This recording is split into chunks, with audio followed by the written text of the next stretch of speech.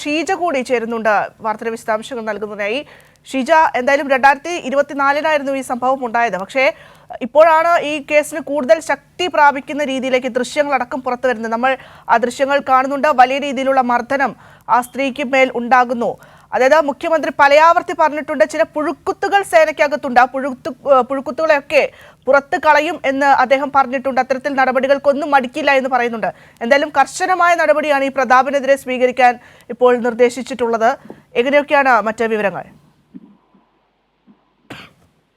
അതായത് ഈ വിഷയത്തിൽ കർശനമായിട്ടുള്ള നടപടി അടിയന്തരമായി സ്വീകരിക്കുക എന്നുള്ളതാണ് നിലവിലിപ്പോൾ മുഖ്യമന്ത്രി DGPക്ക് നൽകിയിട്ടുള്ള നിർദ്ദേശം എന്ന് പറയുന്നത്. അത് ഉറപ്പാക്കുകയും വേണം. അതായത് തുടർ നടപടി സ്വീകരിച്ചിട്ടുണ്ട്. ഈ SHO പ്രതാപചന്ദ്രനെതിരെ അടിയന്തരമായിട്ടുള്ള നടപടി, കർശന നടപടി സ്വീകരിച്ചു എന്നുള്ളത് ഉറപ്പാക്കുകയും വേണം എന്നുള്ളതും നിർദ്ദേശിച്ചിട്ടുണ്ട്.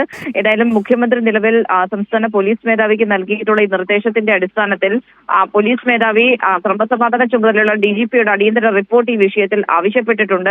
അതിനൊപ്പം തന്നെ ആ റിപ്പോർട്ടിന്റെ അടിസ്ഥാനത്തിൽ തുടർ നടപടിയിലേക്ക് കടക്കാൻ കൂടിയാണ് നിലവിലിപ്പോൾ DGP തീരുമാനിച്ചിട്ടുള്ളത് എന്നുള്ളതാണ് മനസ്സിലാക്കുന്നത്. ഏതായാലും SHO പ്രതാപചന്ദ്രനെതിരെ കർശനമായിട്ടുള്ള നടപടി ഉടൻ തന്നെ ഉണ്ടാകും എന്നുള്ള കാര്യം തന്നെയാണ് ഇത് വ്യക്തമാക്കുന്നത്. കാരണം ദൃശ്യങ്ങളിൽ നിന്ന് തന്നെ വ്യക്തമാണ് എത്രത്തോളം ക്രൂരമായിട്ടുള്ള നടപടിയാണ്. അത് ഒരു പോലീസ് സേനയുടെ ഭാഗത്ത് നിന്ന് ആണ് ഇത്തരത്തിലുള്ള ഉണ്ടായിരിക്കുന്നത് എന്നുള്ളതാണ് അതിന്റെ ഗൗരവം വർദ്ധിപ്പിക്കുന്നത് എന്ന് പറയുന്നത്. അതിന്റെ പശ്ചാത്തലത്തിൽ തന്നെയാണ് ഇപ്പോൾ മുഖ്യമന്ത്രി ഈ വിഷയത്തിൽ അടിയന്തരമായി ഇടപെടുകയും ഇതിൽ തുടർ നടപടി, അടിയന്തരമായിട്ടുള്ള നടപടി SHOക്കെതിരെ സ്വീകരിക്കാനുള്ള നിർദ്ദേശം DGPക്ക് നൽകുകയും ചെയ്തിട്ടുള്ളത്. ഭദ്ര, തീർച്ചയായും ഷീജ.